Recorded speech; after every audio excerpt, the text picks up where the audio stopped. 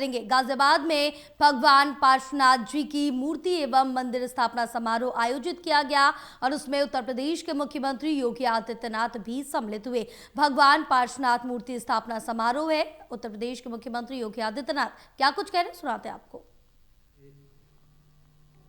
भव्य मूर्ति और गुफा मंदिर के इस लोकार्पण कार्यक्रम में जिनका सानिध्य आप सबको प्राप्त हो रहा है, ऐसे पूज्य आचार्य श्री प्रसन्न सागर जी महाराज,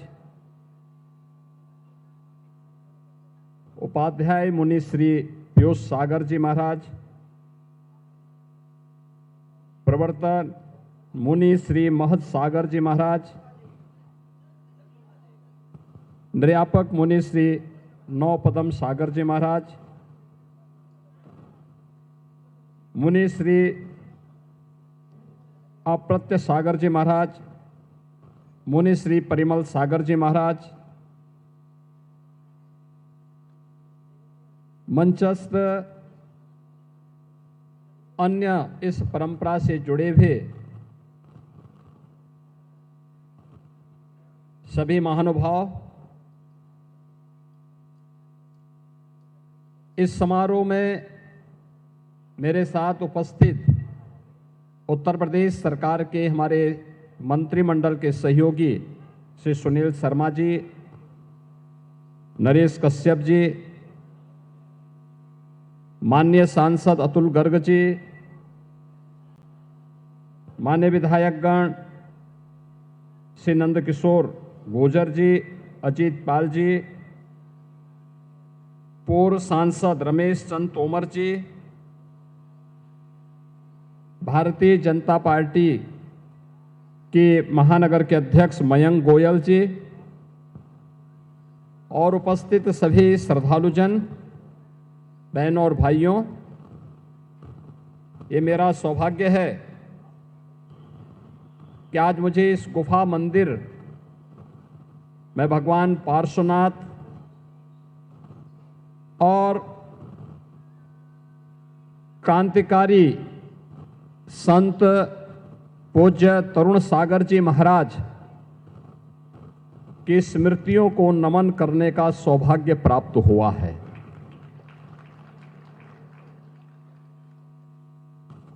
मैं इसके लिए आभारी हूं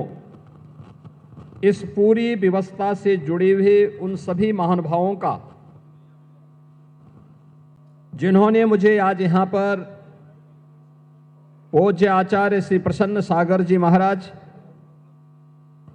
और अन्य जैन मुनियों संतों का सानिध्य प्राप्त करने, इस पंच कल्याणक महामहोत्सव में भाग लेने और इस भव्य गुफा मंदिर को देखने का सौभाग्य प्राप्त प्रदान किया। बहनों और भाइयों, भारत की परंपरा, भारत के ऋषियों, संतों, मुनियों और महापुरुषों के त्याग और बलिदान की एक महागाथा है। ये महागाथा उंगलियों में गिनने लायक नहीं, युगों युगों से यह गाथा विश्व मानवता के लिए एक प्रेरणा रही है। विश्व मानवता इस महागाथा का श्रवण करके, उससे प्रेरणा प्राप्त करके अपने आगे के भविष्य को तय की है और उसी परंपरा को आगे बढ़ाने के लिए आज भी भारत के अंदर हमारी वे पवित्र उपासना विधियां उसी रूप में, उसी श्रद्धा भाव के साथ कार्य करते हुए इस व्यवस्था को आगे बढ़ा रहे हैं। अभी 3 दिन पूर्व ये हमारा सौभाग्य है। अयोध्या में प्रभु श्री राम के भव्य मंदिर के निर्माण में कार्य को पूर्ण करने के इस महायज्ञ का पूर्णाहुति के कार्यक्रम के साथ ही भव्य भगवा ध्वज का आरोहण श्री राम जन्मभूमि के भव्य मंदिर में प्रधानमंत्री जी के कर कमलों से संपन्न हुआ है। पूरा देश और पूरी दुनिया भारत के सनातन के इस वैभव को देखी है, उसको अनुभव की है। और अयोध्या की जब बात आती है तो उसी इक्ष्वाकु कुल के प्रथम राजा भगवान ऋषभ देव जो प्रथम जैन तीर्थंकर थे, उनका स्मरण भी हर व्यक्ति बड़ी श्रद्धा भाव के साथ करता है। ये उत्तर प्रदेश का सौभाग्य है कि हमारे उत्तर प्रदेश में प्रथम जैन तीर्थंकर भगवान ऋषभ देव और अयोध्या में 4 ऐसे पवित्र जैन तीर्थंकर उसी अयोध्या की धरती में पैदा हुए। काशी जो दुनिया की आध्यात्मिक नगरी कही जाती है, उस काशी में 4 जैन तीर्थंकरों को अवतरित होते हुए दुनिया ने देखा है। अभी पिछले दिनों मुझे श्रावस्ती जाने का अवसर प्राप्त हुआ था। वहां पे बर्फ ही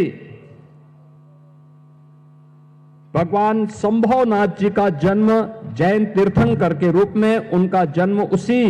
श्रावस्ती की धरती पे हुआ था। भगवान महावीर का जन्म यद्यपि वैशाली में हुआ, लेकिन महापरिनिर्वाण उन्होंने उत्तर प्रदेश के कुशीनगर के पावागढ़ में लिया था। और आज मुझे बताते हुए प्रसन्नता है कि हमारी सरकार ने उस फाजिल नगर का नाम, जहां भगवान महावीर ने अपना महापरिनिर्वाण लिया था, उसे हम पावा नगरी के रूप में हम लोगों ने उसके नामकरण को आगे बढ़ाने की कार्रवाई को आगे बढ़ाया है। यानी ये 24 जैन तीर्थंकर जिन्होंने समाज को एक नई दिशा दी, जिन्होंने करुणा की, मैत्री की, अहिंसा की, जियो और जीने दो की एक प्रेरणा विश्व मानवता को दी। और केवल मनुष्य ही नहीं बल्कि प्रत्येक जीव जंतु के लिए एक नई प्रेरणा प्रदान की। वह आज भी उसकी प्रासंगिकता उसी रूप में बनी हुई है। हमें इस बारे में जरूर ध्यान रखना होगा कि अगर मानव सभ्यता को विकास की नित नई ऊंचाइयों तक पहुंचना है तो हमें भारत के अध्यात्म की शरण में जाना पड़ेगा। याद रखना, अध्यात्म के साथ ही भौतिक विकास हो, सांस्कृतिक उन्नयन हो या आध्यात्मिक उन्नयन के लिए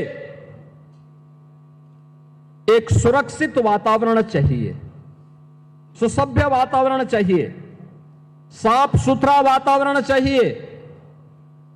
और यह भारत ने ही पहले भी दुनिया को दिया है, आज भी विश्व मानवता के लिए वह संदेश भारत का ही है, भारत के ऋषि मुनियों का है, भारत की परंपरा का है, भारतीय संस्कृति का है। हम सबको इस बारे में गौरव की अनुभूति होनी चाहिए कि हम सब इन सभी संदेशों को लेकर के जो भारत की ऋषि मुनि परंपरा ने हम सबको दिया है, अगर हम इसका आत्मसात करते हैं, इसका अनुसरण करते हैं, तो यही विश्व मानवता के कल्याण का मार्ग प्रशस्त करता है। आप याद करिए, गत वर्ष जब प्रधानमंत्री मोदी जी ने उस समय अप्रैल में दिल्ली में विश्व नौकार महामंत्र दिवस पर वन वर्ल्ड वन चैंट कार्यक्रम का उद्घाटन किया था, उस अवसर पर उन्होंने 9 संकल्पों को हम सबको प्रदान किया था। वे 9 संकल्प थे कि पानी का बचत,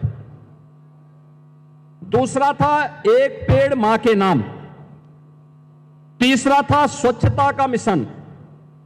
चौथा था वोकल फॉर लोकल, पांचवा था देश दर्शन, छठा था नेचुरल फार्मिंग यानी प्राकृतिक खेती, सातवां था हेल्दी लाइफस्टाइल यानी योग और खेल को जीवन में लाना, और 9वां था गरीबों के कल्याण के लिए, गरीबों की भलाई के लिए सदैव समर्पित भाव के साथ कार्य करना। और आज मुझे बताते हुए प्रसन्नता है कि जैन मुनियों की जो परंपरा है उसी पवित्रता को आगे बढ़ाने का कार्य कर रही है। मैंने भी यहां पर जब मैं आया था, मैंने आचार्य श्री प्रसन्न सागर जी महाराज, उपाध्याय मुनि श्री पीयूष सागर जी महाराज